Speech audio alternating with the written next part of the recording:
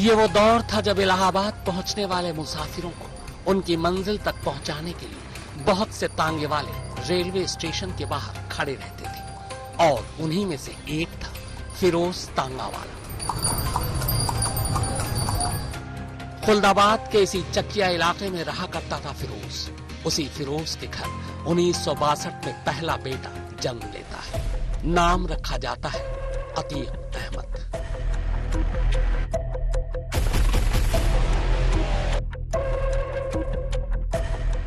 गरीब फिरोज चाहता था कि बेटा पढ़ लिख कर घर की गरीबी दूर करे। इसी उम्मीद में वो उसे स्कूल में डाल देता है, मगर बचपन से ही अतीक को पढ़ाई लिखाई से बैर था। किसी तरह खींच तान कर वो 10वीं तक तो पहुंच गया, मगर 10वीं के बोर्ड के इम्तिहान में फेल हो गया। फेल होते ही स्कूल का रास्ता छूटा, हाथों से किताबों का बस्ता छूटा और कदम जुर्म के राह पर चल पड़ा। अब चकिया के आवारा लड़कों की एक टोली बनी। टोली का लीडर बना अतीक। टोली ने शुरुआत में रेलवे से कोयला और रेलवे का कबाड़ चुराने से अपने धंधे की शुरुआत की। चोरी रास आ गई, फिर छीना झपटी शुरू हो गई। टोली के मेंबर बढ़ने लगे तो जुर्म का दायरा भी बढ़ने लगा। अगले 2 सालों में जब तक अतीक 12वीं में पहुंचता, 12 से ज्यादा मुकदमे उसके हिस्से आ चुके थे। अतीक धीरे धीरे बचपन से अब जवानी की तरफ बढ़ रहा और उसके साथ साथ जवान हो रहे उसके जुर्म के तरीके। मगर अभी वो इतना बड़ा गुंडा नहीं हुआ कि पुलिस उस पर ध्यान देती। वैसे भी तब इलाहाबाद पुलिस के पास उसके लिए वक्त था ही कहां। तब इलाहाबाद पुलिस अतीक से नहीं किसी और गुंडे से परेशान थी। 80 के दशक का इलाहाबाद का सबसे बड़ा गुंडा, वो गुंडा जिसके मोहल्ले में भी घुसने से पुलिस कांप जाया करती थी।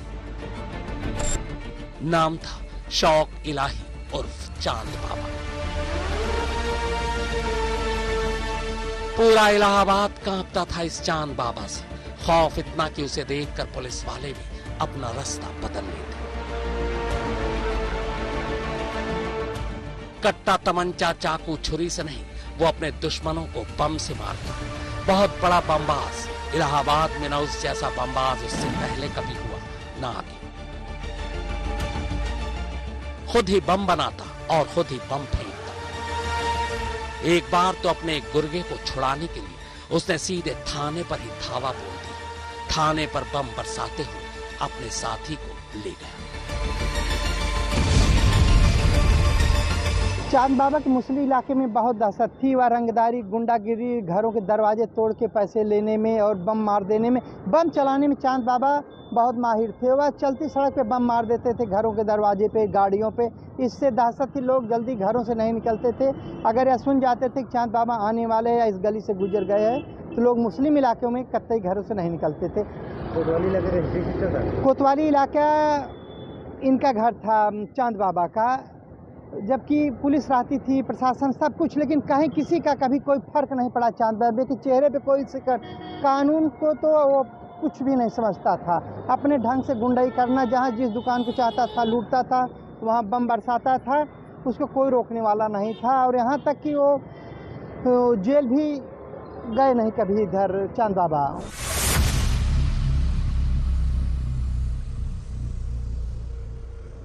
ठीक उसी वक्त, उसी दौर में चांद बाबा की जगह लेने के लिए एक और आतंक यानी अतीक अपनी जमीन तलाश रहा है।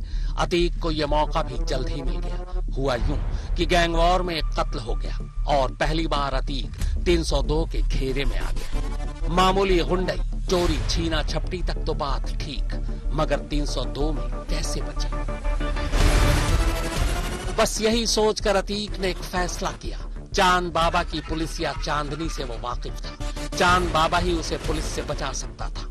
लिहाजा अतीक सीधे शहर के सबसे बड़े गुंडे के पास जा पहुंचा। बच्चा समझकर चांद ने भी अतीक के सर पर हाथ रख दिया। अब इलाहाबाद के सबसे बड़े गुंडे का हाथ अतीक के सर पर वो बेलगाम हो गया। 2 गुंडों के मिलन का ये वही दौर था जब शहर भी करवट ले रहा था। इलाहाबाद बदल रहा था। नई नई कॉलोनियां आ गई, कल कारखाने खुल गए, जमीन की कीमत आसमान छूने लगी। रेलवे, कोयला, खदानों, ठेकों में गुंडों का दखल बढ़ने लगा। अब तक इन सारे ठेकों पर चांद बाबा का कब्जा था। 85 आते आते चांद बाबा अपनी ताकत और बढ़ाने के लिए शहर के निगम चुनाव में कूद पड़ा। चुनाव जीत कर वो गुंडे से अब पार्षद बन बैठा। गुंडई को अब राजनीति का चादर मिल चुका था। चांद बाबा अब पहले से भी कहीं ज्यादा खूंखार था। खादी पहनते ही खाकी भी साथ आ गई। अतीक ये सब कुछ बेहद करीब से देख रहा। चांद बाबा के इस बदलते चोले को देखकर पहली बार अतीक ने तय किया कि उसे भी गुंडई के लिए खादी का कवच चाहिए। ये बात एक दिन चांद बाबा के कानों तक जा पहुंची। गुरु ने चेले को बुरी तरह छिड़क दिया और बस यहीं से अब अतीक और चांद बाबा के रास्ते अलग हो गए। खाओ बढ़िया। शुक्रिया बाबा।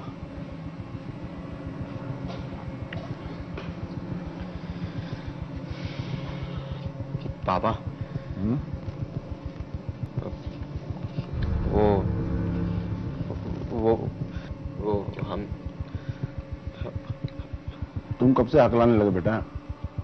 बोलो क्या बात? वो बाबा आपसे एक छोटी सी गुजारिश थी, तो बस वही कहना चाहते थे। बोलो। हम भी चुनाव में खड़े होना चाहते हैं बाबा, लेकिन आपकी इजाजत से। जहां से आप बोले और जैसे आप बोले ठीक उसी तरह बाबा।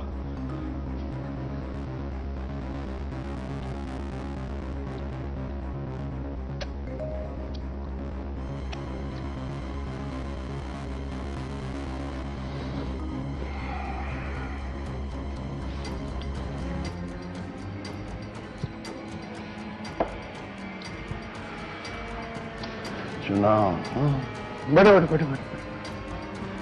चुनाव लड़ना चाहते हो?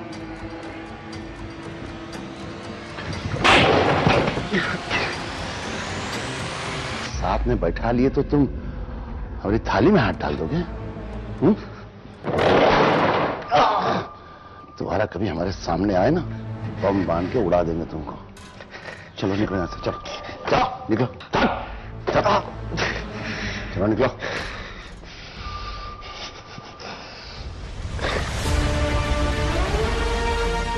अब तक अतीक गुरु से गुंडई का काफी सबक सीख चुका था। उसने अब अपना गैंग खड़ा करने का फैसला किया। चकिया के लड़के तैयार बैठे थे। इत्तेफाक से वक्त और किस्मत भी अतीक के साथ थी। पुलिस चांद बाबा के आतंक से परेशान थी। उसे कोई ऐसा चाहिए था जो चांद बाबा को रोक सके। अतीक और चांद बाबा की दुश्मनी की खबर पुलिस के कानों तक पहुंची। पुलिस ने चांद बाबा का सफाया करने के लिए अतीक को शह देना शुरू कर दिया। यानी पुलिस अब खुद अतीक की मदद करने लगी। पुलिस का साथ मिलते ही अतीक अब और खूंखार हो गया। उसके केस की तादाद हर बदलते दिन के साथ बढ़ने लगी। देखते ही देखते वो दिन भी आ गया जब पुलिस को लगने लगा कि अतीक का चकिया गैंग चांद बाबा से भी खतरनाक हो चला है। कहते हैं इसी बीच एक नया पुलिस अफसर इलाहाबाद आया। उसे अतीक के बारे में पता चला तो उसने अतीक को उठवा लिया। ये 1986 का साल था। तब यूपी में कांग्रेस की वीर बहादुर सिंह की सरकार थी। पुलिस ने अतीक को उठा तो लिया मगर उसकी गिरफ्तारी नहीं दिखाई। सबको लगा कि पुलिस ने खामोशी से अतीक का काम तमाम कर दिया। लेकिन कहते हैं कि तब इलाहाबाद के एक सांसद ने दिल्ली फोन किया। तब दिल्ली में भी कांग्रेस की राजीव गांधी सरकार थी। सांसद ने राजीव गांधी से पैरवी की और फिर दिल्ली से लखनऊ और लखनऊ से इलाहाबाद फोन गया और अतीक छूट गया।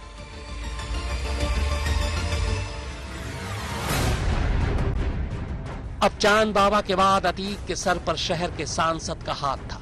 राजनीति की ताकत अतीक समझ चुका है। उसने तय कर लिया कि चुनाव लड़ेगा, मगर उसके गुनाहों की फहरिस्त इतनी लंबी थी कि कोई भी पार्टी उसे टिकट देने को तैयार नहीं हुई। अतीक ने फैसला किया कि वो निर्दलीय ही चुनाव लड़ेगा, चकिया के अपने गैंग के दम पर।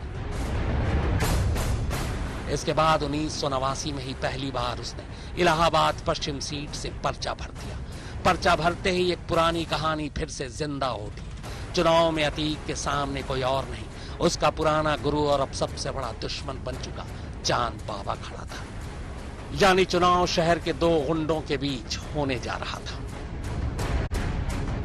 गैंग वॉर के अंदेशे के बीच भारी सुरक्षा में चुनाव पूरा हुआ। अब बस वोटों की गिनती होनी है। 2 दिन बाद नतीजा आना है। इलाहाबाद के 2 सबसे बड़े गुंडों में से एक का विधानसभा पहुंचना तय है। पर कौन, अतीक या चांद बाबा? लेकिन वोटों का बक्सा खुलता उससे पहले ही चांद बाबा और अतीक रोशनबाग इलाके में अचानक आमने सामने आ गए।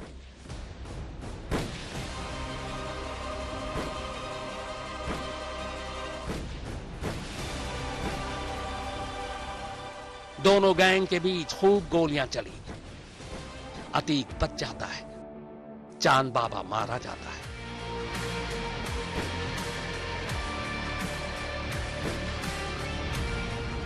चांद बाबा की मौत के 2 दिन बाद वोटों का पिटारा खुलता है। शहर का गुंडा अतीक भारी मतों से जीतकर अब माननीय विधायक बन चुका है। चांद बाबा चौथे नंबर पर रहा। चांद बाबा की मौत के साथ ही धीरे धीरे चांद बाबा का पूरा गैंग ही अब खत्म हो गया। कुछ मार दिए गए, कुछ भाग गए और कुछ ने जान बचाने के लिए अतीक का दामन थाम लिया। और इसके साथ ही अब इलाहाबाद में अतीक के आतंक का वो दौर शुरू हुआ जिसमें उसे चुनौती देने वाला कोई नहीं बचा। कहते हैं कि खुद शहर की पुलिस भी अब अतीक के साथ हो चुकी थी, क्योंकि वो गुंडा होने के साथ साथ अब विधायक भी है। अब अतीक की पहुंच लखनऊ तक है। रेलवे से लेकर कोयला, कोयला से लेकर तमाम सरकारी ठेके, इलाहाबाद का ऐसा कोई विभाग नहीं जहां अतीक की मर्जी के खिलाफ कोई फैसला लिया जाता। सरकारी ठेकों के साथ साथ शहर की जमीन भी धीरे धीरे अब अतीक की तरफ खिसकने लगी। सत्ता ने ऐसी ताकत बख्शी कि जो लोग अतीक के खिलाफ मुंह भी खोलते उन्हें या तो अतीक के गुर्गे या फिर पुलिस डरा धमका कर चुप करा देती।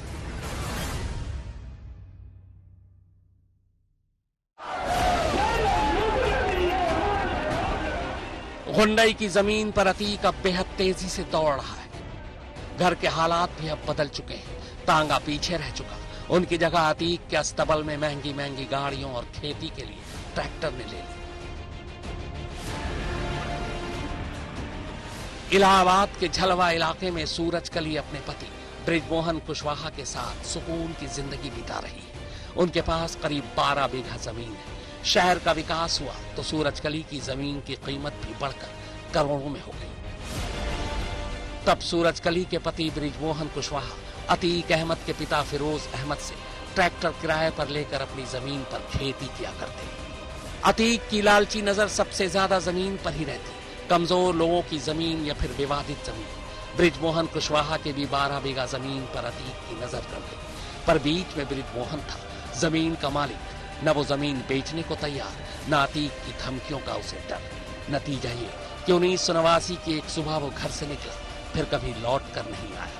आज भी खबर नहीं कि बृजमोहन का क्या हुआ। बृजमोहन के गायब होने के बाद अतीक के निशाने पर अब उसकी पत्नी सूरजकली और उसका पूरा परिवार था। अतीक के जुल्मों का कहर अब परिवार झेल रहा है। अतीक ने कहा, मेरे आदमी जो कह रहे हैं उसको सुनिए, इसीलिए मैं बुलवा रहा हूँ।